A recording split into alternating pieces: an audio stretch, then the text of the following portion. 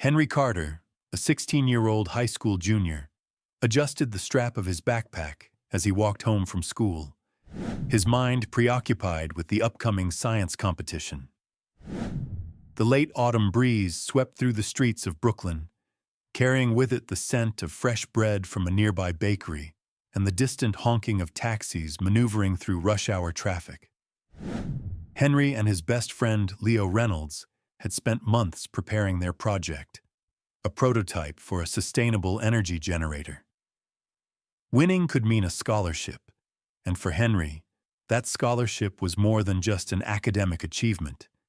It was a ticket to a future he couldn't otherwise afford. But fate had a different plan for that afternoon. As Henry turned onto 35th Street, the familiar sight of Tony's diner came into view. The place was a staple of the neighborhood. Greasy food, checkered floors, and a neon sign that flickered unpredictably. He had walked past it 1,000 times, but today, something was different. A small crowd had gathered near the entrance. Curious murmurs filled the air, punctuated by a harsh, booming voice. "I don't care what your excuse is," Tony Russo, the burly owner of the diner, barked. His thick arms were crossed over his chest, his scowl as menacing as ever. "If you can't pay, you shouldn't be eating here." Henry's stomach tightened. Standing before Tony were an elderly couple, a frail man with thinning gray hair and a woman clutching a worn-out purse against her chest. They looked mortified, their faces flushed with embarrassment as they desperately searched their pockets. We had the money when we came in," the old man stammered, his hands trembling. "It must have fallen out somewhere." The woman, her voice barely above a whisper, pleaded, "Please, sir, we're not trying to cheat you. Just give us a moment to look for it." But Tony was unmoved.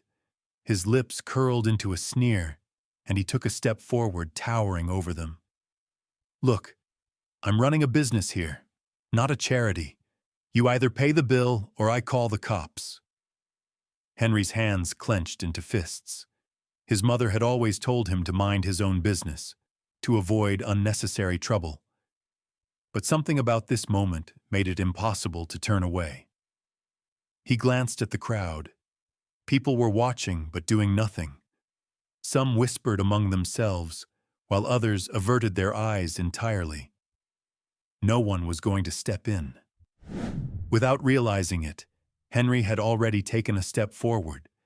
His heart pounded in his chest, but his voice came out firmer than he expected. "That's not right." The crowd fell silent. Tony turned his glare toward Henry, his thick eyebrows furrowing. "What did you just say?" Henry swallowed hard, but didn't back down. "You can't treat them like that. They're not trying to scam you." Tony let out a dry laugh. "And who the hell are you? Their lawyer?" Henry felt the weight of the moment pressing down on him, but something deep inside told him there was no turning back now. He was standing up for what was right, no matter the cost. A tense silence settled over the diner's entrance. The small crowd of bystanders exchanged uneasy glances, some shifting uncomfortably, but no one spoke up. Henry could feel the weight of their hesitation, but he refused to look away. Tony Russo's sneer widened. "Listen, kid, unless you're planning to pay their bill, you should keep walking. This isn't your problem." Henry's chest tightened. It would have been easy to walk away, pretend he hadn't seen anything. But then what? If he let this slide, would he still be able to look at himself in the mirror tonight? He reached into his pocket and pulled out 2 $20 bills, the last of the money he and Leo had saved for the science competition, the money that was supposed to cover their materials and entry fee. "I'll pay for them," Henry said, his voice steady despite the knot in his stomach. "How much is it?" Tony raised an eyebrow, but snatched the bills from Henry's hand without hesitation. $40. And consider yourself lucky I'm not charging extra for wasting my time." The elderly woman gasped, her eyes welling with tears. "Young man, you don't have to do this." "It's fine," Henry interrupted gently. "Just make sure you get home safe, okay?" The old man, his face still red with embarrassment, clasped Henry's hand in both of his. "Thank you, son. You have no idea how much this means to us." Henry forced a smile, but inside he felt a pit of uncertainty forming. He had done the right thing. He knew that. But as he turned away, the reality of what he had just sacrificed sank in. He had nothing left for the competition. The walk home felt longer than usual. Henry's mind was a whirlwind of emotions, satisfaction, doubt, and an overwhelming sense of finality. Leo was going to be furious, and he was right.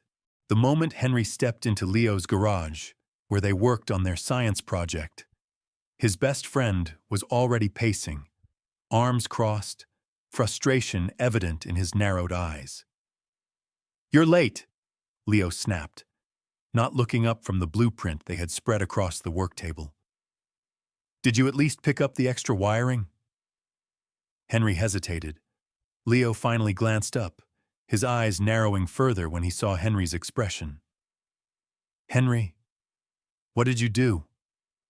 Henry sighed, rubbing the back of his neck. "Look, there was this situation at Tony's diner." Leo's shoulders stiffened. No way. Tell me you didn't." Henry opened his mouth, but before he could explain, Leo threw up his hands. "Unbelievable." He shook his head, his voice rising. "Tell me you didn't spend our money on something stupid." Henry's jaw tightened. "It wasn't stupid." Leo let out a bitter laugh. "Oh, great. So what was it this time? You found another stray animal? Donated to a random GoFundMe? Seriously, Henry, what could possibly be more important than our future?"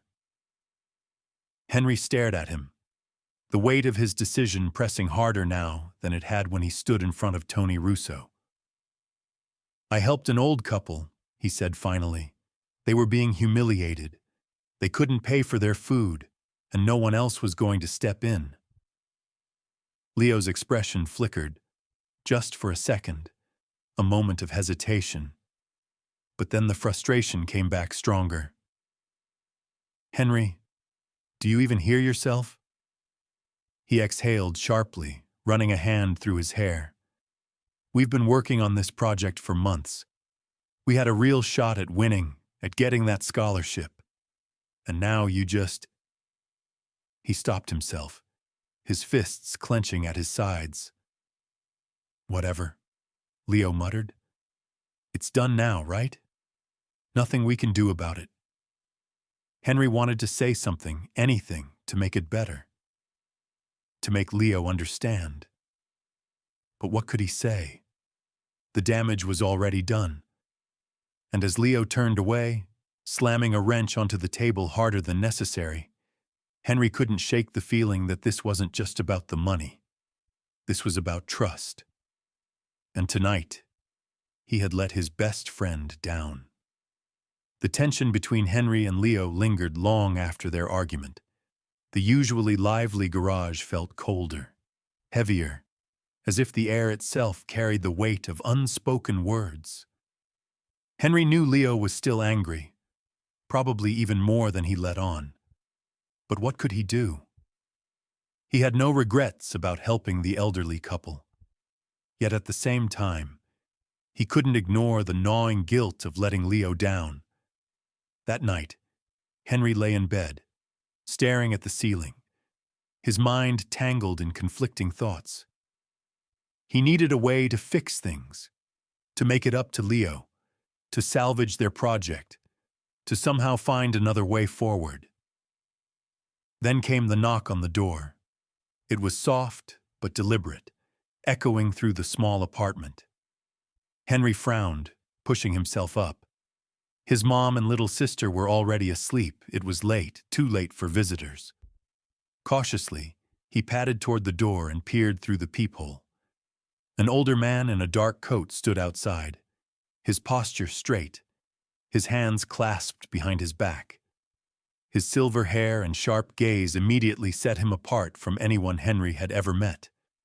A rush of unease prickled down Henry's spine. He hesitated for a moment before unlocking the door. Can I help you?"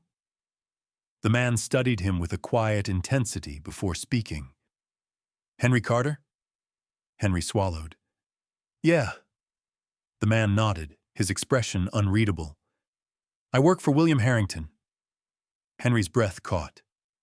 "Harrington? The billionaire?" The man continued. "Mr. Harrington would like to meet with you. Immediately." Henry blinked. I think you have the wrong guy." "No," the man said simply. "We don't." Henry hesitated. His gut told him to slam the door and forget this ever happened. But curiosity, dangerous, insistent curiosity, kept him rooted in place. "What does he want?" Henry asked. The man didn't answer. Instead, he stepped aside, gesturing toward the sleek black car idling at the curb, its polished surface gleaming under the streetlights. Henry's heart pounded. This had to be a mistake. And yet, something inside him whispered, "Go." After a moment's pause, Henry turned back toward the hallway, glancing toward his mother's closed bedroom door. She'd be furious if she found out he left in the middle of the night to meet a billionaire, but he needed answers. With a deep breath, he stepped outside, closing the door softly behind him. He was about to find out what William Harrington wanted with him. The ride to Manhattan was eerily silent. Henry sat stiffly in the leather seat, his eyes flicking between the unfamiliar cityscape passing by and the man driving, who still hadn't told him his name. Everything about this felt surreal. Less than an hour ago, he had been lying in bed, replaying the argument with Leo over and over. Now he was in a billionaire's private car, heading toward a meeting he couldn't begin to understand. "Are you sure this isn't a mistake?" Henry finally asked, breaking the silence. The driver didn't glance away from the road. "Mr. Harrington doesn't make mistakes." Right. That was reassuring. The car pulled up in front of a towering glass skyscraper, the kind Henry had only ever seen on TV. Harrington Enterprises. The name glowed above the entrance in bold, elegant letters. Henry swallowed. This was way out of his league. The driver led him inside, where a silent, high-tech elevator whisked them upward at an unsettling speed. When the doors slid open, Henry stepped into a lavish office that felt like something out of a movie. Floor-to-ceiling windows overlooked the entire city, the glittering lights stretching endlessly below. A mahogany desk sat near the far end of the room, its surface perfectly polished, untouched. And behind it, standing with an air of quiet authority, was William Harrington. The man was older but powerful, with steel-gray eyes that assessed Henry the moment he walked in. He was dressed in a perfectly tailored suit, but there was something about him that felt sharp, as if he saw things others didn't. "Henry Carter," Harrington said, his voice even. "You're here." Henry shifted uncomfortably. Yeah. Your guy kinda gave me no choice." Harrington let out a small, knowing chuckle. "That's Victor. He can be persuasive." Victor, the driver, inclined his head slightly, but remained silent near the doorway. Henry took a breath. "Look, I don't really get why I'm here. I don't know you. And I'm definitely not the kind of person billionaires invite over in the middle of the night." Harrington leaned forward, resting his hands on the desk. "A few nights ago, you paid for a couple's meal when no one else would." Henry froze. How did he know that? The billionaire continued. You didn't do it for attention. You didn't do it because it benefited you. You did it because it was right. Henry shifted, suddenly feeling exposed under Harrington's gaze. It wasn't a big deal. It was, Harrington countered smoothly. It always is. Silence stretched between them. Then, Harrington dropped the real bombshell. I want you to work for me. Henry blinked. Excuse me? You have potential, Henry, more than you realize. Harrington's voice was calm, deliberate. I run a foundation dedicated to giving opportunities to those who prove themselves, not through wealth, but through character. And I believe you could be one of them. Henry's thoughts scrambled to make sense of what was happening. This was insane. He was just a high school kid from Brooklyn, struggling to figure out his own future. And now some billionaire wanted him to… What? Work for him? This doesn't make any sense, Henry muttered, running a hand through his hair. Why me? Harrington's eyes didn't waver. Because you're different. Henry let out a breath. So, what exactly are you offering? A job, Harrington replied. A real one, at my foundation. Henry frowned. What kind of job? Harrington gave him a knowing smile. Come and find out. Henry stared at the man across the desk, his mind racing to process everything that had just been said. The idea of working for a billionaire's foundation sounded like something out of a movie. Unreal, impossible. And yet, William Harrington was dead serious. Henry shifted in his chair, trying to keep his voice steady. I appreciate the offer, but I don't really see how I fit into something like this. Harrington smiled slightly, as if he'd been expecting that response. You don't need to see it. Not yet. He leaned back, fingers interlocked. What I need to know is this. Are you willing to step into something bigger than yourself? To take a risk? Henry hesitated. Everything about this felt too good to be true, and after years of watching his mom struggle just to pay the rent, he had learned that nothing came without a cost. What's the catch? Henry asked bluntly. Harrington chuckled, amused by the question. Smart boy. His eyes sharpened. The catch is simple. You'll have to prove yourself. Henry tensed. Prove myself how? Harrington tapped a finger against his desk. You'll start small. Learn how the foundation works, how we operate. If you can keep up, if you can show me you're more than just another kid who did one good deed, then we'll talk about the bigger picture. Henry let out a slow breath. A part of him wanted to shut this down, walk out, and pretend it never happened. But another part, one he didn't entirely understand, was curious. He glanced at Victor, the driver who was still standing by the door, watching the exchange with an unreadable expression. Was this normal for them? Did Harrington often pluck random kids off the street and offer them opportunities? Look, Henry said, leaning forward. I don't know what you think you see in me, but I'm not special. I'm just a guy from Brooklyn trying to figure things out. Harrington nodded, as if that was exactly what he wanted to hear. See, that's why you're here. Henry swallowed. He thought about Leo, about how furious his best friend already was with him. Would taking this job drive an even deeper wedge between them? Would it be worth it? As if reading his mind, Harrington stood up and walked over to the floor-to-ceiling windows, gesturing for Henry to join him. Take a look, Harrington said. Henry hesitated before standing and moving toward the glass. The entire city stretched before him, skyscrapers piercing the night sky, streets glowing with the hum of endless movement. It was beautiful, overwhelming even. This is the world of decision-makers, Henry, Harrington said, his voice measured. People who don't just sit back and let things happen.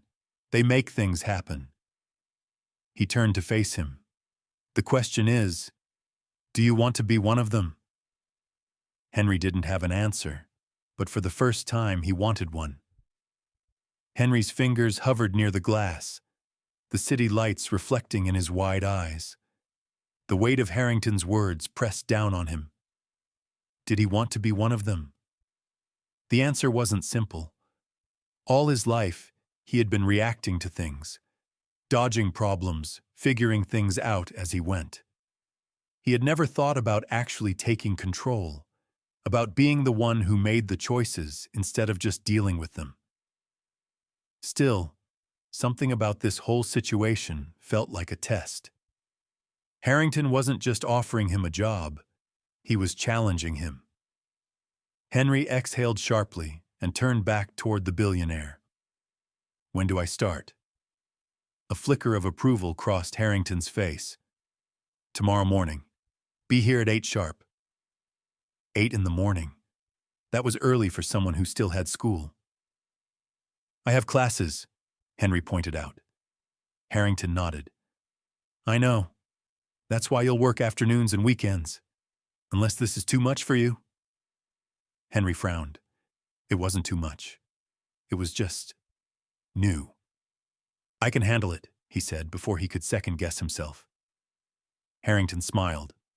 Good. Victor, the ever-silent driver, finally moved from his spot near the door. I'll take him home.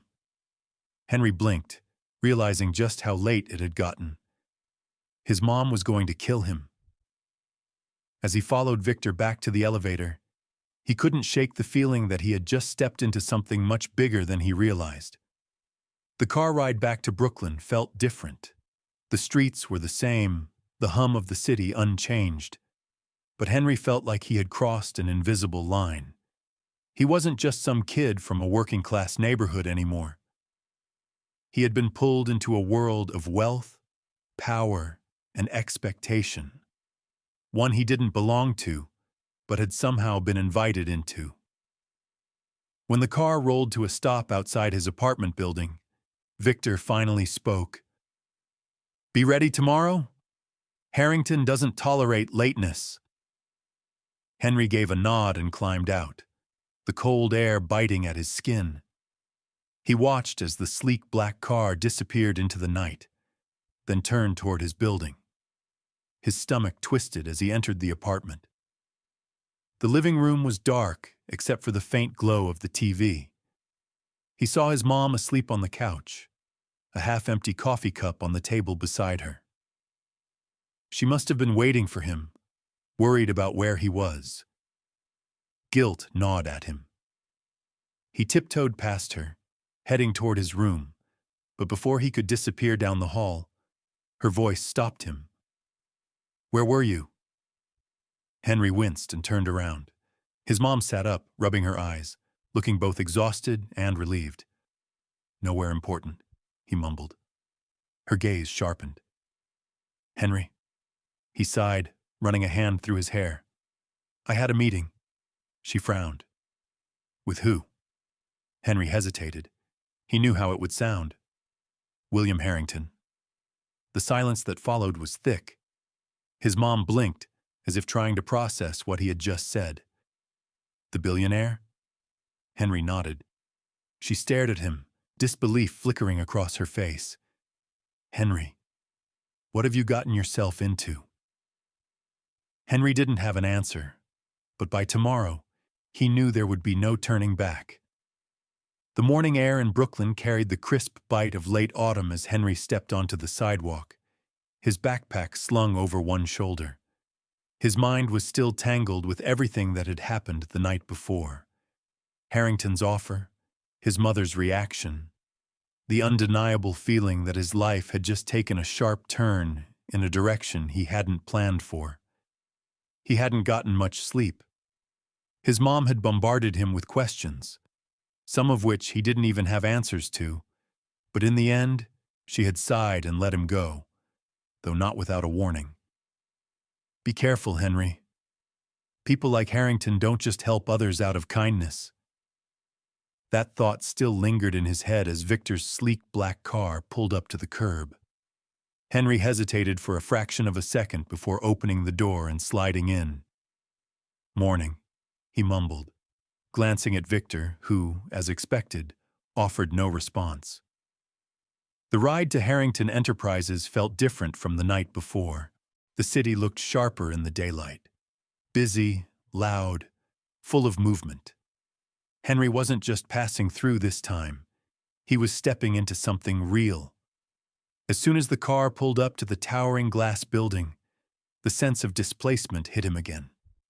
Everything here screamed power. The kind of power Henry had never been close to before. Victor led him inside, where a sleek, modern lobby buzzed with activity. Businessmen in sharp suits moved with purpose. Employees tapped away on tablets, and the air smelled faintly of fresh coffee and polished marble. Henry barely had time to take it all in before a voice called his name. "Carter, right?" He turned to see a woman in her mid-30s striding toward him, her heels clicking against the polished floors. Mavis Harrington. She looked him up and down, arms crossed, her expression unreadable. "I hope you know what you're doing," she said. Henry blinked. "What?" Mavis sighed as if she had already lost patience with him. "My father sees something in you. Personally, I don't." "Okay. Not exactly a warm welcome." Thanks?" She smirked. "I'm not here to be nice. I'm here to make sure you don't waste our time." Henry squared his shoulders. "I don't plan to." Mavis studied him for another second before nodding toward the hallway. "Good. Follow me." Henry had the sinking feeling this wasn't going to be easy. Mavis led Henry through a series of pristine hallways, each one lined with frosted glass offices and employees who barely spared him a glance. The entire building exuded efficiency, order, and quiet power, and Henry felt like an intruder in all of it. They stepped into an elevator, and Mavis pressed a button that sent them soaring upward. Henry glanced at her, trying to read her expression, but she remained unreadable. He started, clearing his throat. "What exactly am I supposed to be doing here?" Mavis gave him a sideways glance. "That depends. How quickly can you learn?" Henry frowned. "I'm a fast learner." She smirked, though it didn't reach her eyes. "We'll see about that." The elevator doors slid open, revealing a floor unlike the rest of the building. It was still sleek and professional, but there was a noticeable difference. It felt less corporate, more purposeful. "Welcome to the Harrington Foundation, the charity division of the company," Mavis said as she stepped out, her tone sharp and businesslike. Henry followed, taking in the sight of young professionals working on projects, monitors displaying financials, and a massive whiteboard filled with event plans and handwritten notes. "This," Mavis continued, "is where we change lives. Or at least, that's what we tell the press." Henry raised an eyebrow. "That's supposed to mean something?" Mavis turned to face him fully, arms still crossed. "It means that this foundation is a machine, Carter, and machines run on people who know what they're doing. If you can't keep up, you're out." Henry exhaled, steadying himself. He wasn't going to let her intimidate him. "What's my first task?" Mavis held his gaze for a second before nodding toward a smaller office space. "You're assisting with the upcoming gala. It's one of our biggest events of the year, and you're about to see firsthand how this world really works." Henry followed her inside, where stacks of reports and event proposals covered the desk. He had no idea what he was looking at, but he wasn't about to admit that. Mavis tapped the papers. "Sort these by importance, and don't screw it up." Then she left. Henry stared at the pile of documents in front of him, his pulse quickening. He had no idea where to start, and he had a feeling this was only the beginning. Henry sat at the desk, staring at the overwhelming stack of documents in front of him. Pages filled with numbers, lists of attendees, event schedules, things he didn't understand yet but needed to figure out fast. His fingers hovered over the papers, his mind scrambling to make sense of what he was supposed to do. Mavis had thrown him into this without instructions on purpose. A test. With a deep breath, Henry straightened the piles and focused. Prioritize. That's what Leo would say. Find a system and work through it step by step. He picked up the first document, a list of high-profile donors attending the gala. The names didn't mean much to him yet, but one stood out. Marcus King. Henry frowned. He had heard the name before, though he couldn't remember where. Something about real estate, politics, and controversy. Staring at the paper won't sort it for you. Henry jumped at the voice. He looked up to see Lucas Patel, a sharply dressed young man about his age, leaning against the doorframe. He smirked, arms crossed, eyes filled with amusement. "You're the charity case, huh?" Lucas said casually, stepping into the office. Henry tensed. "Excuse me?" Lucas shrugged. "I mean, let's be real. You're only here because Harrington decided to play mentor, right? Handing out golden tickets like this is some kind of redemption arc." Henry kept his expression neutral, refusing to take the bait. "And you're here because—" Lucas's smirk widened. "Unlike you, I actually earned my place here. My father is a major investor in Harrington Enterprises." Henry clenched his jaw. So that's how things worked here. Connections, wealth, status. Lucas picked up one of the papers from Henry's stack, scanning it with mock curiosity. "You have no clue what you're doing, do you?" Henry grabbed the paper back. "I'll figure it out." Lucas chuckled, shaking his head. "Man, this is gonna be fun to watch." With that, he strolled out, leaving Henry gripping the edge of the desk, his frustration boiling beneath the surface. Fine. Let them think he didn't belong. He would prove them wrong. Henry exhaled slowly, trying to shove down the irritation burning in his chest. Lucas wanted to get under his skin, and if Henry let him, then he'd already lost. He turned his attention back to the stack of papers. Focus. Prove them wrong. He started sorting the documents, first by importance, then by category, guest lists, event logistics, catering details. It was tedious, but soon he found a rhythm, his brain making connections between names and responsibilities. He recognized repeat donors, high-priority sponsors, and the companies involved in the event's funding. And that's when Marcus King's name popped up again. This time, Henry noticed how often King's company was mentioned in the reports. It wasn't just about him being a donor. His real estate group was handling venue logistics, sponsorship deals, even the charity disbursements. Why does one guy have his hands in so many places? A sudden knock at the door made Henry snap his head up. Mavis walked in, her sharp heels clicking against the floor. She eyed the now organized papers on his desk and raised an eyebrow. "Not bad," she admitted. "At least you can follow basic instructions." Henry swallowed his retort. Instead, he tapped a paper with Marcus King's name circled. "This guy. He seems a little too involved in everything." Mavis's expression didn't change, but Henry caught the briefest hesitation before she responded. "Marcus King is a critical part of the event. He's donated millions to the foundation." Henry frowned. "That doesn't seem weird to you? A real estate mogul controlling where charity money goes?" Mavis's gaze hardened. Watch where you step, Carter. King isn't someone you question without proof. Henry's skin prickled. That was a warning. Before he could push further, Mavis turned on her heel. Get dressed. We leave for the gala in an hour. Henry sat back, his mind whirling. Something about Marcus King wasn't right, and if no one else was asking questions, maybe it was time someone did.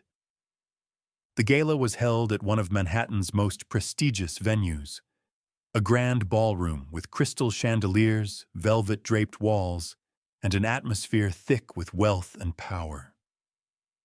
As Henry stepped inside, he felt like an outsider crashing a world that didn't belong to him. He had spent his entire life in Brooklyn, where success wasn't measured by stock options and offshore accounts, but by how well you survived the next month's rent. Now, he was standing among people who wore wealth like a second skin, their laughter crisp, their words calculated. Mavis had handed him a sleek black suit, one that fit too perfectly, as if this had all been planned in advance. The fabric was smooth, expensive, something he would never have been able to afford. Try not to look too lost, Mavis muttered as she walked beside him, her expression unreadable. You're here to observe, not embarrass yourself. Henry clenched his jaw. He wasn't here to impress anyone. He was here because something about this whole event felt wrong. Waiters drifted through the crowd carrying gold-plated trays of hors d'oeuvres, while guests clinked glasses filled with champagne. Henry couldn't even legally drink. And then he saw Marcus King. The man stood near the center of the room, surrounded by men in tailored suits and women in glittering gowns, his presence commanding attention. He was tall, broad-shouldered, with sharp blue eyes that carried the weight of someone who knew he controlled the room. Henry watched as King let out a rich, practiced laugh, shaking hands with the senator, his smile a carefully crafted mask. Every move he made was intentional. That's your guy, Henry muttered under his breath. Mavis followed his gaze, her expression carefully neutral. Yes, and if you're smart, you'll stay as far away from him as possible. Henry frowned. Why? Mavis turned to him, her voice lower this time. Because people who cross Marcus King don't tend to stay in his good graces for long. Henry swallowed. He had seen corruption before. Landlords overcharging desperate tenants. Business owners cutting corners at the expense of their workers. But this was power at a level he had never witnessed firsthand. Why does he have so much control over this event? Henry asked, keeping his voice steady. Mavis exhaled sharply. Because he funds nearly half of it.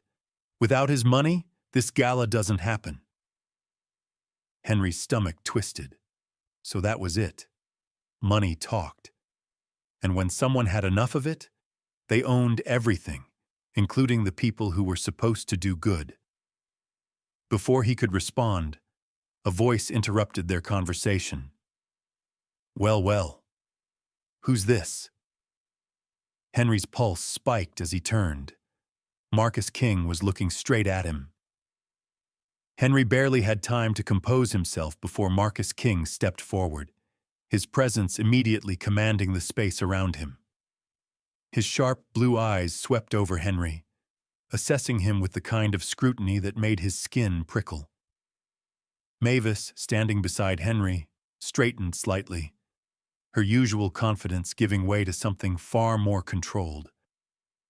This is Henry Carter, she said smoothly, one of our new interns at the foundation. King's lips curved into a polite yet unreadable smile. Intern, huh?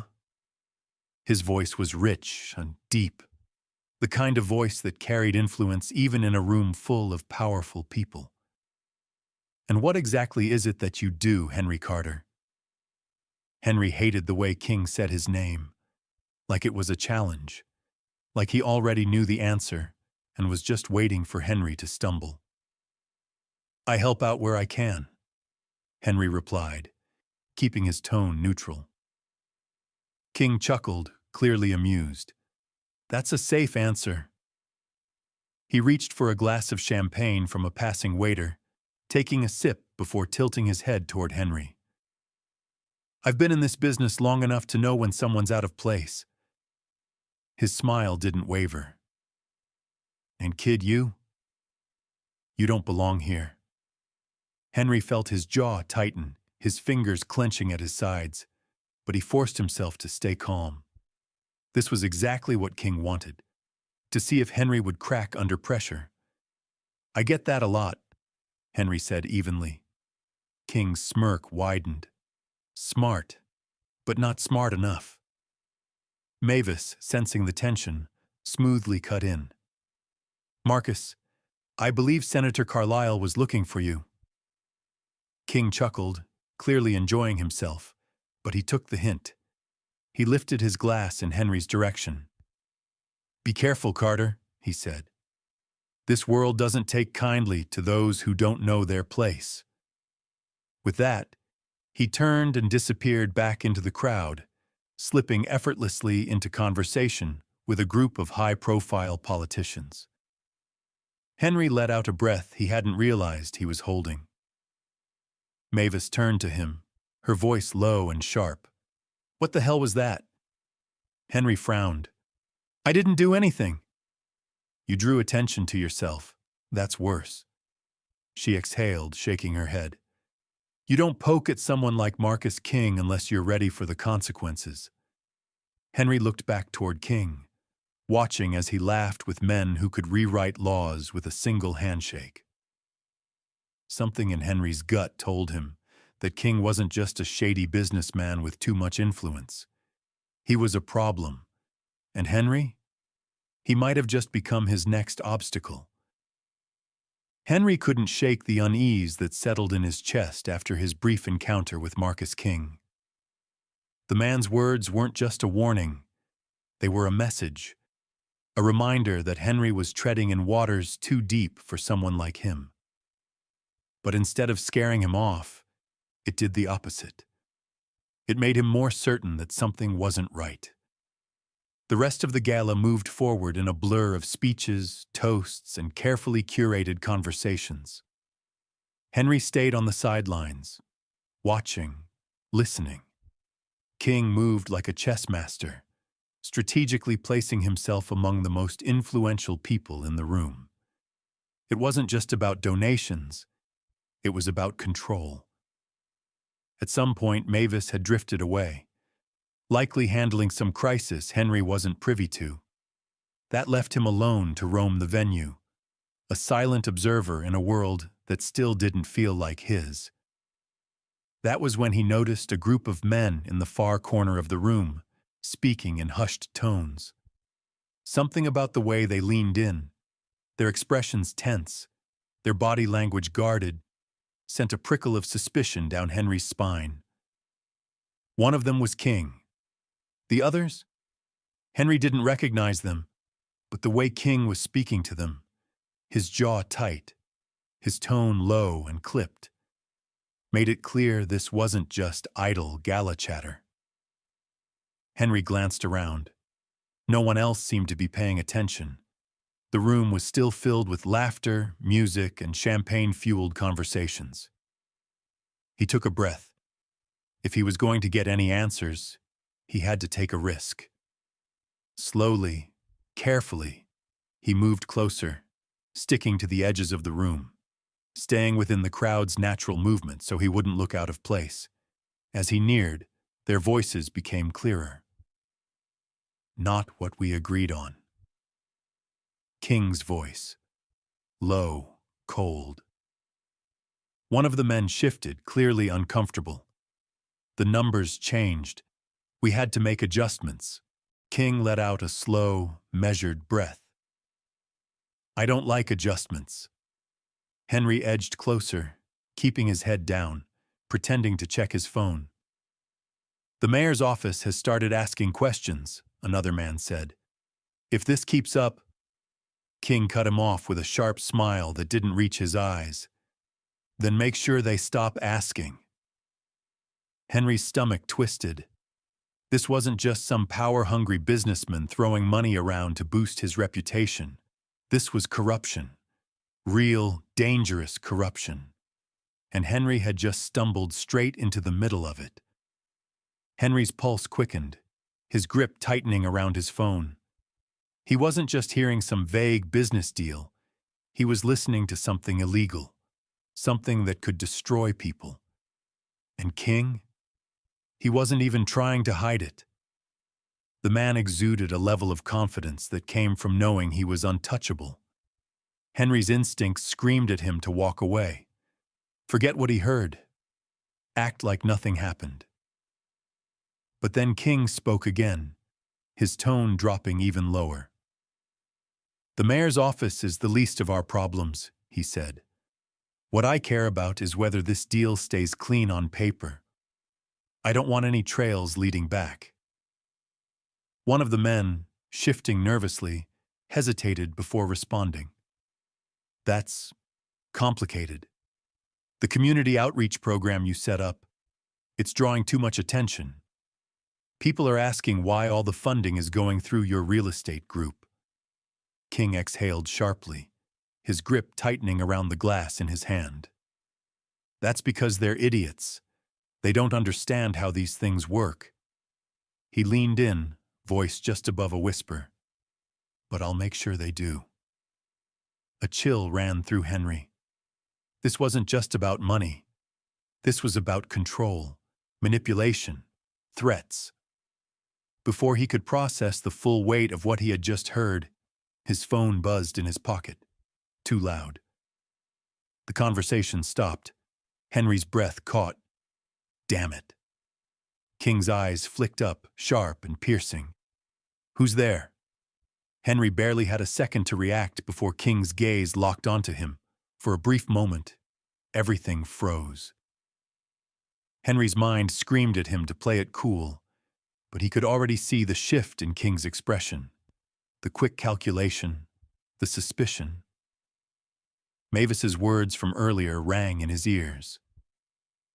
You don't poke at someone like Marcus King unless you're ready for the consequences. King's lips curled into a slow, measured smile, but his eyes, they were ice cold. Well, King said, his voice smooth but laced with something darker.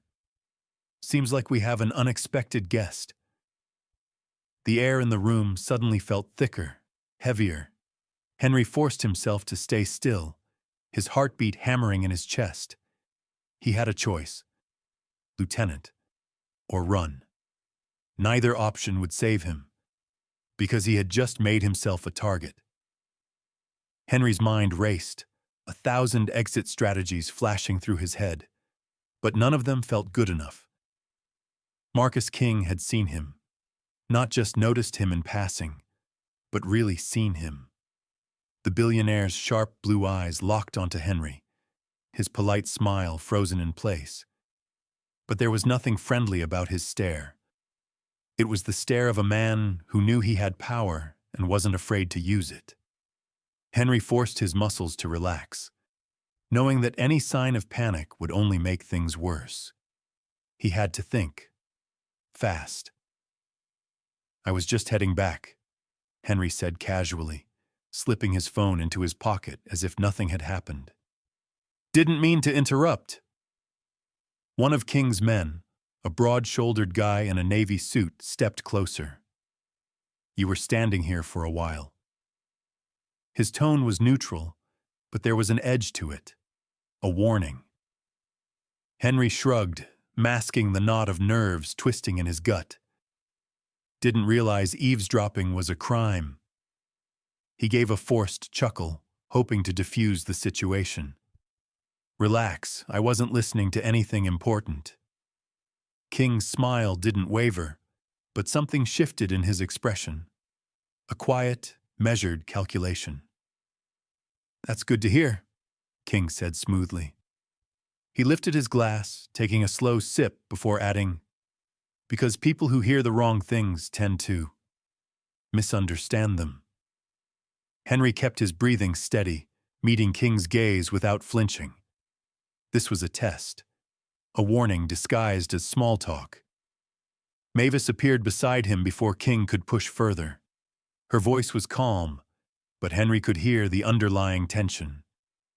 "There you are," she said, placing a firm hand on Henry's shoulder. "I was looking for you." She turned to King, offering a polite but thin smile. "I hope Henry isn't causing any trouble." King chuckled. "Not at all. Just getting to know him a little better." Henry resisted the urge to exhale in relief as Mavis steered him away. The second they were out of earshot, her nails dug into his arm just slightly, enough to send a message. "What the hell were you thinking?" she hissed under her breath. Henry shook her off. "I wasn't thinking, because no one told me I had to watch out for guys like him." Mavis shot him a look. "I did tell you." Henry clenched his jaw. "He's up to something." Mavis exhaled sharply, rubbing her temple.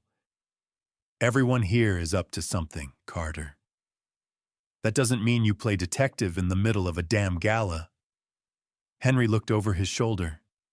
King was still talking to his associates, but every few seconds, his gaze subtly flicked toward Henry. A chill ran down Henry's spine. He wasn't out of danger yet. The rest of the gala was a blur. Henry barely registered the speeches, the toasts, the flashes of cameras capturing the city's elite celebrating their own generosity. His focus was on Marcus King, and the fact that King's focus was now on him. By the time the event ended, Henry was exhausted, not physically, but mentally. He had spent hours dodging any more run-ins with King, feeling the weight of the man's silent, lingering presence. As he stepped outside, the night air was cool against his skin, a sharp contrast to the suffocating atmosphere inside. Victor was waiting by the car. But before Henry could make it down the steps, a voice stopped him. "Leaving already?" Henry froze. King was behind him, alone. Every instinct screamed at Henry to keep walking, to get in the car and pretend this man wasn't a threat. But that wasn't an option anymore. He turned slowly, keeping his expression neutral. "It's late." King nodded, stepping forward, hands casually in his pockets. But there was nothing casual about the way he watched Henry. "You know," King said, "when I first saw you tonight, I thought you were just another intern, another kid trying to get close to people like me." Henry didn't respond. He knew this was a setup.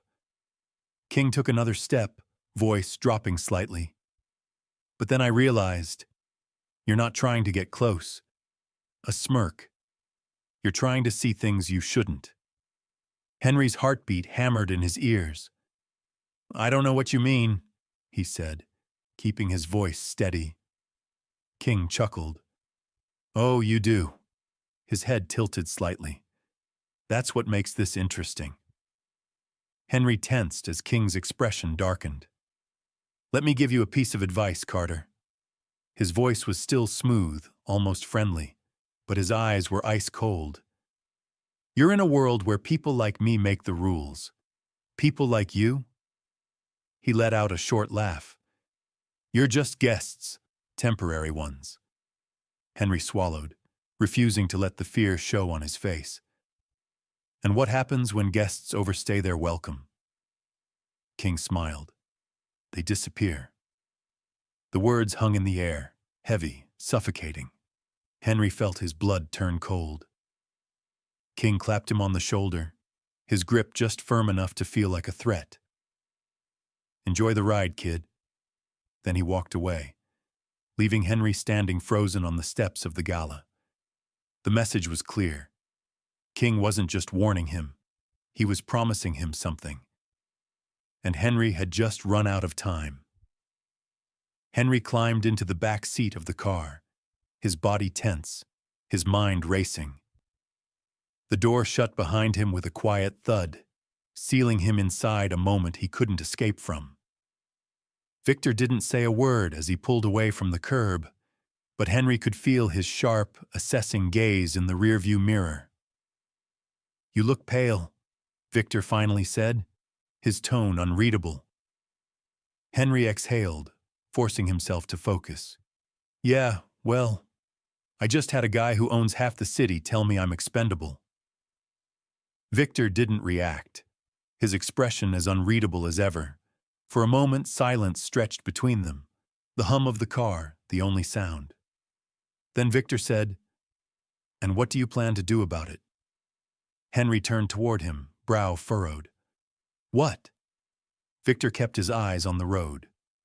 "Marcus King doesn't make threats lightly. If he warned you, it means he sees you as a problem." A pause. "So what's your next move?" Henry clenched his fists. He didn't know. He hadn't thought that far ahead. Before tonight, King had been a name, a suspicion. Now, he was a real, tangible danger. The smart thing to do was back off, but Henry had never been good at walking away. "I need to know what he's hiding," Henry said quietly. Victor exhaled through his nose. "That's exactly what he's waiting for you to do." Henry frowned. "What do you mean?" Victor pulled up to a red light, finally turning to face him. "He's not afraid of you, but he is watching you. If you start digging, he'll know." His voice was firm. "And then you won't be dealing with warnings, Carter." Henry swallowed hard. The light turned green, and Victor pulled forward. "You think I should let this go?" Henry said after a long moment. "I think," Victor replied, "you should ask yourself if you're prepared for what happens when you don't." Henry didn't answer, because deep down, he already knew. By the time Henry got home, the weight of the night had fully settled on his shoulders. He walked through the front door, locking it behind him before making his way into the kitchen. The apartment was quiet. His mom must have already gone to bed. He poured himself a glass of water, taking a long sip before setting it down on the counter. His hands were still shaking. His mind replayed the night over and over. King's words, his threats, his presence. Every part of Henry's brain was telling him to drop this, to move on. But then he thought about the conversation he overheard, the corruption, the money trails, the way King spoke about making people disappear. Henry took a deep breath. He wasn't backing down. He just needed a plan. The next morning, Henry was at Harrington Enterprises earlier than usual. He hadn't been able to sleep much, but that didn't matter. He had work to do. Mavis barely looked up when he entered her office. "You look like hell," she remarked, flipping through a stack of documents. Henry pulled out a chair and sat across from her. "Tell me about Marcus King's connections to the foundation." Mavis's hands froze mid-page. Slowly, she lifted her eyes to meet his, her expression unreadable. "Excuse me?" "You heard me," Henry said. "I know he's funding a big part of this foundation. I know he has more control over this place than he should. And I know—" He hesitated. "I know I made myself a problem for him last night." Mavis studied him carefully, and for the first time since they had met, Henry saw something in her gaze that wasn't just cold professionalism. It was concern. "You have no idea what you're getting into," she said. Henry leaned forward. "Then tell me." Mavis exhaled sharply, shutting the folder in front of her with a soft thud. "You really think you're the first person to ask questions about Marcus King?" she said. Henry's stomach tightened. "What happened to the others?" Mavis's jaw tensed. They stopped asking. A heavy silence fell between them. Henry refused to back down. Why is Harrington letting him get away with this? Mavis hesitated before shaking her head. You don't understand the game, Carter. People like Harrington and King, they don't play by normal rules. They make them. Henry clenched his jaw. Then maybe it's time someone changed the rules. Mavis let out a bitter laugh. You think you can take on Marcus King? You're a high school kid who just started working here. Henry's stomach churned, but he didn't look away. Maybe that's exactly why I can. Mavis studied him for a long moment, her expression unreadable. Then, with a sigh of resignation, she reached into her desk drawer, pulled out a file, and slid it toward him. If you're serious about this, she said quietly, you need to see what you're really up against. Henry stared at the folder. Inside was the proof he needed, or the evidence that could get him killed. Either way, there was no turning back now. Henry stared at the folder in front of him, his pulse pounding in his ears. He could feel the weight of it, not just the paper inside, but what it represented. Mavis leaned back in her chair, arms crossed, watching him. Go on, she said. Take a look. Henry hesitated, then flipped open the cover. Inside were documents, financial records, and emails, pages upon pages of evidence. Some were official reports, stamped with legal seals. Others were printed email threads, redacted names and all.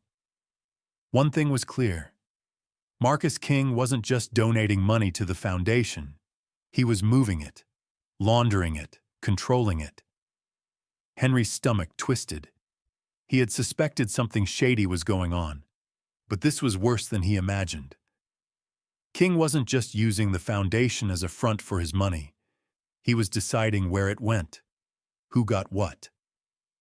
The so-called charity projects tied to King's businesses, they weren't helping communities. They were a cover for real estate deals that forced people out of their homes. Henry's grip on the folder tightened. This is insane, he muttered. How has no one stopped this? Mavis exhaled, rubbing her temples. Because no one can. Henry snapped his head up. What do you mean? We have proof. We can take this to... Mavis cut him off with a sharp look. Take it where, Carter? The police? She let out a bitter laugh. You think the NYPD doesn't already know? You think the people who are supposed to stop him aren't already in his pocket? Henry clenched his fists. She wasn't lying. Power like King's didn't come from just money. It came from control. From having the right people in the right places, all looking the other way. Henry swallowed hard. So what do we do? Mavis hesitated, and for the first time since Henry had met her, she looked uncertain. I don't know, she admitted. That scared Henry more than anything. Because if someone like Mavis, someone who had been in this world for years, didn't have an answer, then maybe there wasn't one. A heavy silence settled between them. Then Henry took a deep breath, pushing down the fear creeping up his spine. There has to be a way, he said, voice steadier than he felt. We just have to find it. Mavis studied him for a long moment, then sighed.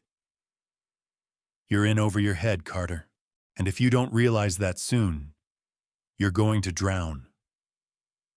Henry didn't respond, because maybe she was right, but he wasn't backing down. That night, Henry sat in his room, the folder spread open on his desk. His mind whirled with possibilities. There had to be a way to use this information, to expose King, to bring him down. But who could he even trust? Mavis was the only person inside the foundation who had been honest with him, but even she was too afraid to act. And then there was Leo. Henry's chest tightened at the thought of his best friend, the one person who had always been there, even when Henry didn't deserve it. Leo was still angry, still hurt by the choices Henry had made. But Leo was also brilliant. And if there was anyone who could help Henry figure out how to bring King down without getting killed in the process, it was him. Henry pulled out his phone, staring at Leo's number. Then, before he could second-guess himself, he pressed call. The phone rang once, twice. Henry's heart pounded in his chest as he listened to the dial tone, hoping, no, praying, that Leo would pick up. Then the line clicked. Silence. For a second, Henry thought Leo had hung up before saying anything. But then, "What do you want, Henry?" Henry exhaled, closing his eyes. He had expected this. Leo's voice was cold, distant, nothing like the easy friendship they once had. But Henry didn't have time to ease into this. "I need your help," he said. A humorless laugh. "That's funny. Last I checked, you didn't need me anymore." Henry flinched, guilt twisting in his stomach. "Leo." "No," Leo cut him off. "You made your choice, remember? You went off into your shiny new billionaire world and left me behind. Now you need something, so suddenly I matter again?" Henry clenched his jaw. "It's not like that." "Then what's it like?" Henry hesitated. He could feel the weight of the folder in his lap, the proof of everything he had uncovered, but he couldn't say this over the phone. "Can we meet?" he asked instead. Leo was silent for a long moment. Then, "Fine," he said, voice clipped. "But this better be good." 30 minutes later, Henry sat across from Leo at a dingy diner on the outskirts of Brooklyn, their usual spot from before everything changed. Leo still looked guarded, arms crossed, brows furrowed. He hadn't even touched his drink. Henry didn't waste time. He pulled out the folder, sliding it across the table. Leo frowned but opened it. The moment his eyes scanned the documents, his expression changed. He leaned forward, flipping through the pages, his fingers moving faster as he read. "This is..." He trailed off, glancing up at Henry, disbelief in his eyes. "This is real?" Henry nodded. "It's real." Leo let out a low whistle, shaking his head. "Jesus, Henry. This isn't just corruption. This is next level." Henry swallowed. "I know." Leo's eyes darkened. "And you're telling me that the guy who owns half of Manhattan is behind this?" Henry hesitated. "More than that. He's laundering money, buying influence, forcing people out of their homes. And when people get in his way," he clenched his fists, "he makes them disappear." Leo exhaled, running a hand through his hair. "And what exactly do you expect me to do with this?" Henry met his gaze head on. "Help me take him down." Leo scoffed, leaning back. "Are you insane? Do you have any idea who you're messing with?" Henry's throat tightened. "Yeah, I do." Leo rubbed his temples. "Henry, this isn't like calling out a corrupt school principal. This guy has power, money, and connections. If you even try to go public with this, he'll shut you down before you can say lawsuit." Henry nodded. "That's why we have to be smart about it." Leo studied him, something shifting in his gaze, a trace of the old trust, the old partnership that once existed between them. "You really aren't letting this go, are you?" Henry shook his head. "Not a chance." Leo sighed. "Then we'd better come up with a plan, because if we do this wrong, we won't just be ruining King." His eyes met Henry's, deadly serious. "We'll be signing our own death warrants." Henry sat back, watching as Leo flipped through the documents again, his expression shifting from disbelief to something much sharper. The calculating focus Henry had seen before, back when they worked on science competitions together. "This is insane," Leo muttered. "King isn't just funneling money through the foundation. He's setting up entire fake projects to justify it. Henry nodded. And if he's got the right people covering for him, no one questions it. Leo exhaled sharply. Yeah, because all they see is a rich guy writing checks for charity. He shook his head. This isn't just money laundering. This is system-wide fraud. Henry's stomach twisted. And no one's doing anything about it. Leo let out a humorless chuckle. Of course not. You think guys like King ever get caught? Henry leaned forward, lowering his voice. That's why we have to change that. Leo scoffed. Right. And how exactly do you plan on taking down a billionaire, Henry? Walk into a police station and hope they don't laugh you out of the building. Henry clenched his fists. He knew this wasn't going to be easy, but he also knew they had a shot, if they played it right. We need proof, Henry said. More than just these documents. Something public. Something King can't control. Leo drummed his fingers against the table, deep in thought. You're saying we need a smoking gun? Henry nodded. Exactly. Leo sighed, rubbing his temples. Okay, fine. Let's say we find that. Then what? Who do we even take it to? Henry hesitated. That was the problem. They couldn't trust the police. Not when King had people in his pocket. Then, an idea struck him. The press, he said. Investigative journalists. The kind of people who don't back down. Leo raised an eyebrow. You think some reporter is going to go up against Marcus King? Henry shrugged. If we have solid proof, they won't have a choice. Leo exhaled, considering. All right, so we need something big. Something King can't deny or bury. He looked back at the documents. You said some of these charity projects aren't real, right? Henry nodded. Leo tapped a specific page. Then let's go see one for ourselves. Henry's pulse quickened. You mean? I mean, Leo cut in. If King is faking projects, then somewhere out there is an empty lot, or a shell building, or a place that should have been renovated but wasn't. If we can find one and prove it doesn't exist, that's our lead. Henry felt a spark of hope for the first time in days. This was something they could do. All right, Henry said, standing. Let's find it. Leo smirked, shaking his head. This is the dumbest thing we've ever done.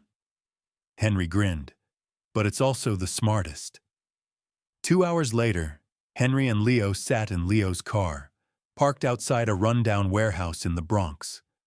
According to King's records, this place was supposed to be a fully operational community center, built with King's foundation money to help low-income families.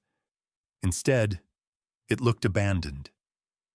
The windows were boarded up, the entrance covered in graffiti, and the parking lot was cracked and empty.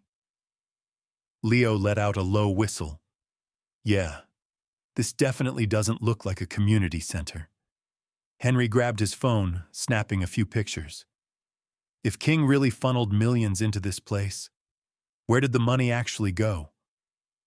Leo shot him a look. We both know the answer to that. Henry swallowed hard, into King's pockets.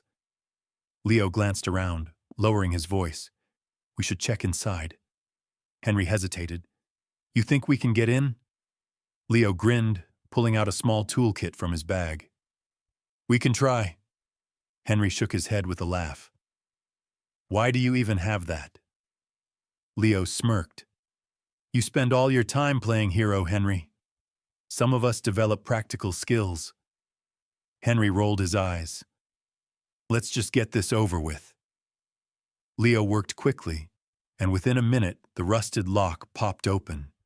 Henry took a deep breath. Here goes nothing. They stepped inside. The inside of the warehouse was even worse than the outside. Dust and grime covered every surface, and the air was thick with the scent of decay and neglect. The only sound was the faint dripping of water somewhere in the distance, echoing through the empty space. Henry scanned the room, his pulse quickening. This place was supposed to be a fully funded community center, according to King's financial reports. But there were no desks, no chairs, no signs of life. Leo stepped forward, pulling out his phone to use as a flashlight. The beam of light cut through the darkness, revealing exposed wiring, broken windows, and rusted metal beams. "This place hasn't seen $1 of King's money," Leo muttered. "It's a front, just an empty shell." Henry pulled out his phone, snapping more photos. "We need to document everything." He moved deeper inside, his footsteps crunching against debris. His chest felt tight. He had known King was corrupt, but seeing it firsthand was different. Leo wandered toward a stack of discarded crates, brushing dust off an old file cabinet. "Maybe there's something in here." Henry turned toward another hallway, barely visible through the shadows. "I'll check further in." Leo shot him a wary glance. "We stick together, remember?" Henry nodded but pushed forward anyway. He had to see for himself. As he walked down the narrow hallway, his shoes scuffing against the uneven concrete, his gut told him something was off. The silence felt too thick, too unnatural. He reached a door at the end of the corridor. It was slightly ajar. Henry hesitated for half a second, then pushed it open. Inside was an old office, papers scattered across a broken desk, cabinets rusted shut. And then, on the far wall, Henry's blood ran cold. There were photos. Not just any photos. Surveillance images. Pinned to the wall were dozens of grainy black and white shots. Of people, some Henry didn't recognize. But others. His stomach lurched. One of them was Mavis, another, Victor. And then, near the bottom of the board, his chest tightening. Himself. The photo was recent. Maybe from the gala, maybe even after. Cold panic washed over him. King wasn't just laundering money. He was tracking people, watching them. Henry stumbled back, his breath coming in quick, uneven gasps. King knew. He knew everything. A noise echoed from outside. Footsteps, heavy, deliberate. Henry's heart slammed against his ribs. Then, a voice. "Well, well." Henry turned and came face to face with Marcus King. The billionaire stood in the doorway, his presence filling the room like a shadow, his eyes gleaming with something dark. "I was wondering when you'd finally see the bigger picture," King said smoothly. Henry's pulse thundered in his ears. King took a slow step forward. "Curiosity is a dangerous thing, Carter." Henry's fingers twitched at his sides. Every instinct told him to run. But before he could move, two of King's men stepped into the room behind him, blocking the exit. King smiled. It was the last thing Henry saw before the world went black. Darkness. A dull, throbbing pain pulsed through Henry's skull as consciousness slowly dragged him back. His head felt heavy, foggy, like he'd been hit by a truck. When he tried to move, he realized his wrists were bound. Tight plastic zip ties dug into his skin. Panic surged through his veins. Where was he? The last thing he remembered was King's men stepping toward him in the abandoned warehouse, their faces unreadable as everything faded to black. Now he was somewhere else. A dim, flickering light bulb buzzed above him, casting long shadows against the cold, concrete walls. The room was small, bare except for a single metal chair and a table. It smelled damp, old, like a basement or an underground facility. Henry's heart pounded in his chest as he struggled against the restraints. No good. They were too tight. Then, footsteps. Slow, deliberate. The metal door creaked open, and Marcus King stepped inside. Henry went still. King was dressed as immaculately as ever. A tailored suit, a crisp watch on his wrist. Like this was just another business meeting. Except this time, his usual smirk was replaced by something colder. "Carter." King's voice was smooth, almost amused. "Glad to see you're awake." Henry's jaw clenched. He didn't speak. King took his time walking to the table, adjusting his cuffs before settling into the chair across from Henry. "You know," he said, "I gave you a chance. Several, actually." He tilted his head. "But you just wouldn't take the hint." Henry swallowed hard, forcing himself to meet King's gaze. "You mean I wouldn't roll over and let you get away with everything?" King chuckled. "Cute." He leaned forward slightly, elbows resting on the table. "But that's not how the world works, kid." Henry clenched his fists, the zip ties digging deeper into his skin. "You can't hide this forever." King smirked. "Who says I need to? I've been doing this for years, Carter. And guess what?" He spread his arms. "I'm still here." Henry's stomach twisted, but he didn't back down. King sighed, shaking his head. "I get it, really. The whole young and righteous thing. The need to expose the truth." He chuckled. "But let me tell you something about the truth, Carter." He leaned in, his eyes dark and sharp. "The truth doesn't matter. Power matters."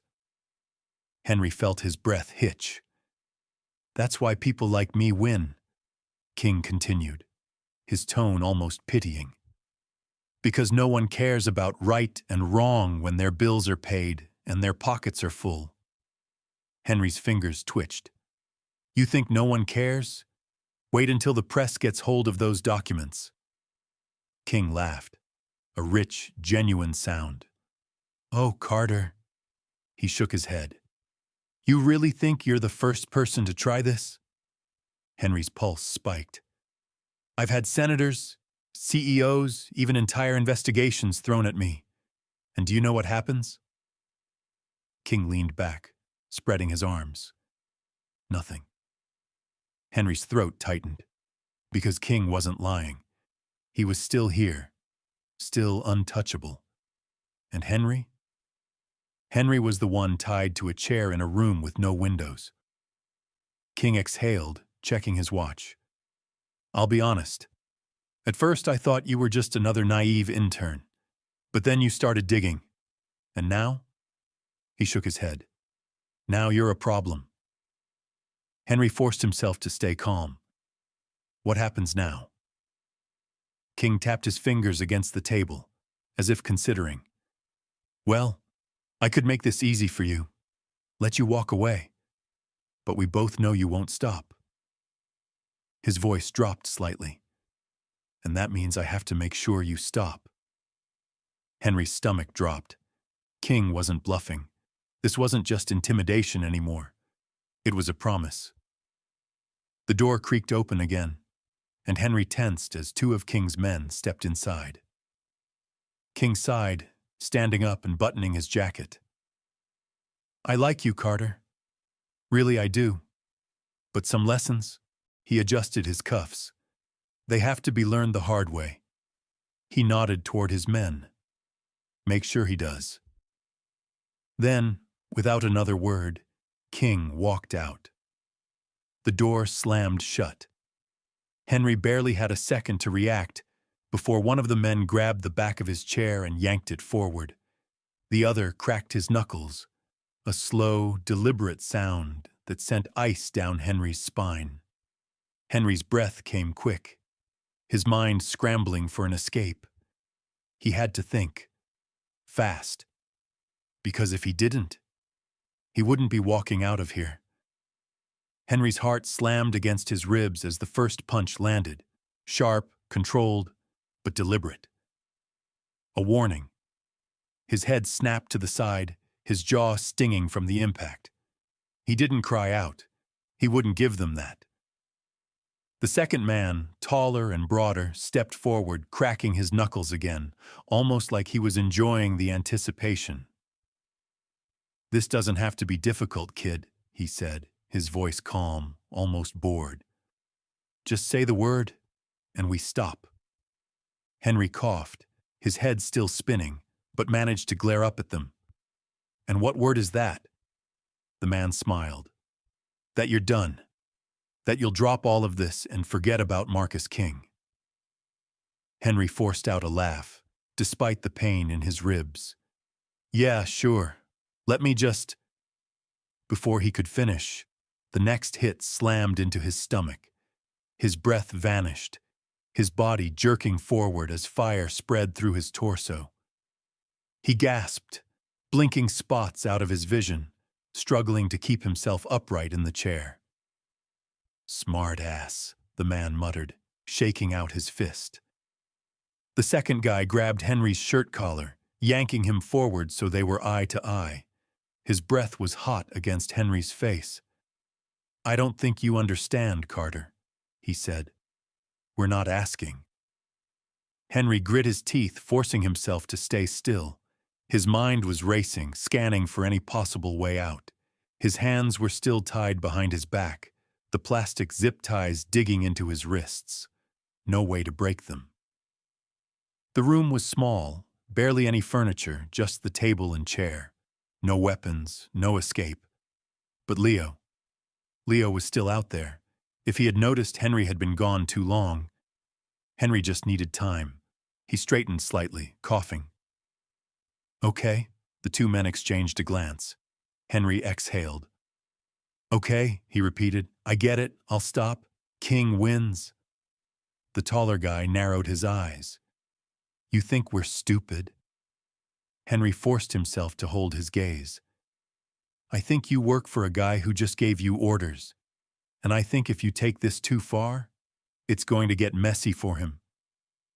The first man scoffed, but there was a slight hesitation. King didn't want Henry dead. Not yet. That much was clear, which meant they wouldn't kill him. Not here. Not now. He just had to stall. The taller guy rolled his shoulders, stepping back. "Fine, but if I see you digging again..." He grinned. "You won't be walking next time." Henry swallowed hard, keeping his face neutral. The door swung open, and Victor stood there. Henry's eyes widened. Victor barely glanced at him before coolly turning to the two men. "King wants him gone." The taller man frowned. "You sure?" Victor gave nothing away. Those were the orders. A long pause. Then, reluctantly, the two men stepped back. "Fine," the taller one muttered. Henry barely had time to process what was happening before Victor grabbed his arm, yanking him out of the chair. "Move," he ordered. Henry stumbled forward, his body screaming in protest as they led him through the hallway.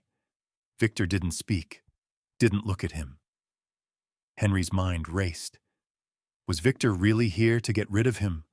Or, before he could decide, they stepped outside. The night air hit Henry like a shock, cool and crisp, so different from the suffocating room inside. Victor walked him toward a sleek black car. The two other men lingered in the doorway, watching. Victor opened the door and shoved Henry inside the back seat. Henry's pulse thundered in his ears. This was it. If Victor was following orders, this was where it ended. Victor slid into the driver's seat. A long silence stretched. Then, Victor glanced at Henry through the rearview mirror and said, "Put your seatbelt on." Henry blinked. "What?" Victor sighed, gripping the steering wheel. "I'm getting you out of here." Henry stared at him. Victor met his eyes in the mirror. "Unless you want to die tonight, Carter," he said flatly. "Put on your damn seatbelt." Henry didn't argue. The second his seatbelt clicked, Victor slammed his foot on the gas. The car tore down the road, leaving Marcus King's men, and the world Henry thought he knew, far behind. The city blurred past as Victor drove, his grip firm on the wheel, his expression unreadable. The hum of the tires on the pavement was the only sound in the car, but inside Henry's head, everything was chaos. He had been seconds away from disappearing, from becoming just another problem King erased. Instead, Victor had saved him. Henry shifted painfully in his seat, his ribs aching from the beating.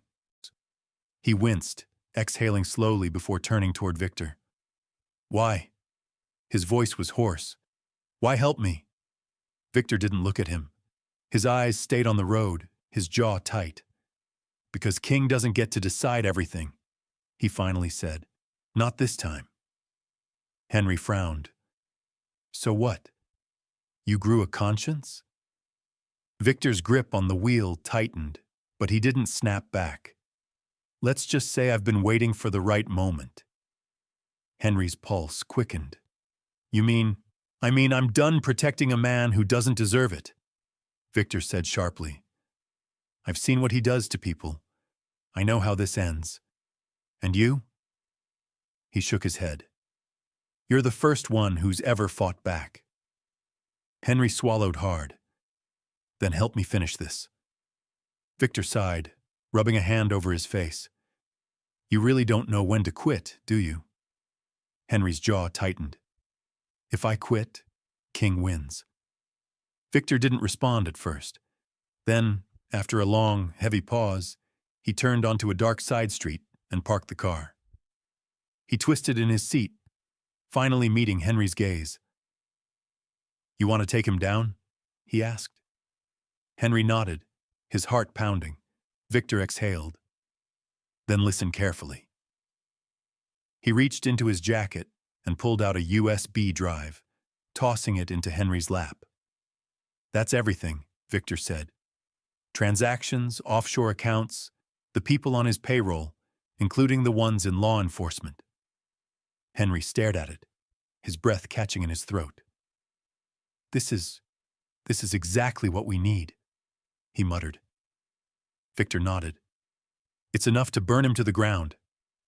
Henry clenched his fists. "Then let's do it." Victor studied him for a moment, then shook his head. "Not we, Carter. You." Henry froze. "What?" Victor looked back toward the road.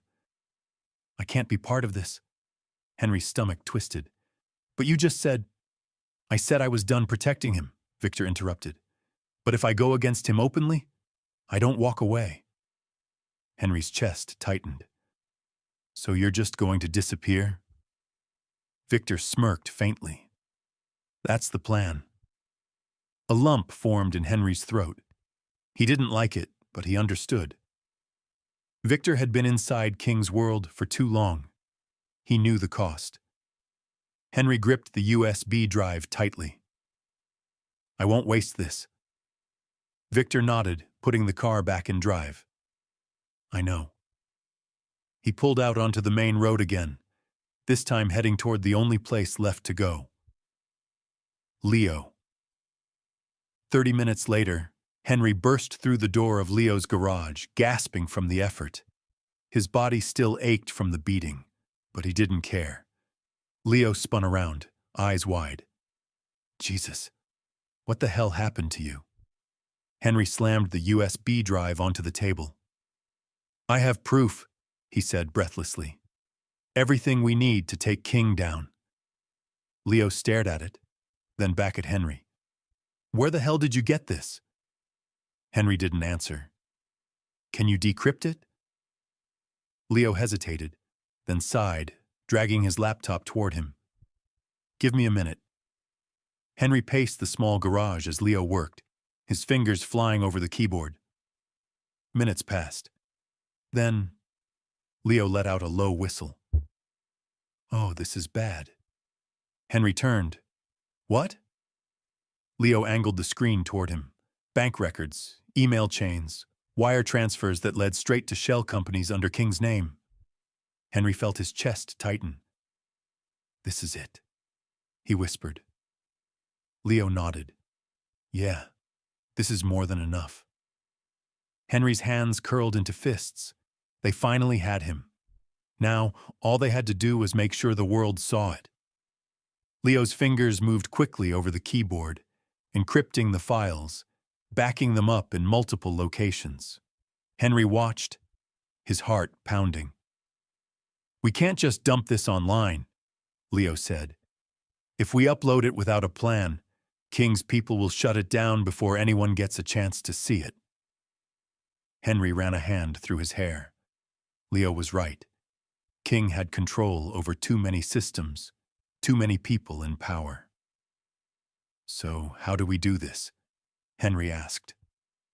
Leo's eyes flickered toward him, a sharp glint in them. We go public, but not just anywhere. He pulled up a new screen. News outlets, independent journalists, people who wouldn't be afraid to go after King. We send the files to all of them, Leo continued. At the same time, that way King can't silence just one. Henry felt a spark of hope. This could work. This would work. Leo smirked. Ready to watch a billionaire burn? Henry grinned. Absolutely. Leo hit send. Within seconds, the files were out, racing across the internet into the inboxes of journalists, investigators, and law firms. Now? It was only a matter of time. The fallout was immediate. By morning, Marcus King's name was everywhere. The leaked documents had spread like wildfire. Front pages, breaking news segments, social media explosions. Reporters swarmed the Harrington Foundation's offices, demanding answers. Officials were suddenly forced to investigate. And King? He was nowhere to be found. Henry stood in the middle of Times Square, watching as a massive digital billboard displayed the latest headline: Marcus King under federal investigation for fraud, embezzlement, and money laundering. His breath caught. It had actually worked. He felt a hand clap onto his shoulder. He turned. Leo. We did it, Leo said, grinning. Henry let out a shaky laugh. Yeah, we did. Then, another voice. I hope you two realize how much chaos you've just caused. Henry and Leo turned. Mavis, she was dressed in her usual sharp blazer, but for the first time her posture was relaxed. Henry smirked. Chaos is kind of my thing. Mavis rolled her eyes but smiled faintly. You got him, but don't get cocky. This isn't over. Henry's stomach tightened. What do you mean? Mavis exhaled. Guys like King, they don't go down quietly. Even if he's arrested, he still has people, connections. If he thinks he can come back from this, he will. Henry met her gaze, steady and unyielding. Then I'll be ready. Mavis studied him, then nodded. Approval. Leo nudged Henry. You know, for a guy who was supposed to be an intern, you sure managed to take down one of the biggest players in the city. Henry chuckled. Not bad for a kid from Brooklyn, huh? Leo grinned. Not bad at all. The screen above them flashed again. News anchors speculating on King's next move, on whether or not he would turn himself in or try to run. Henry knew one thing. No matter what King did next, he would never be untouchable again. And Henry Carter? He was just getting started.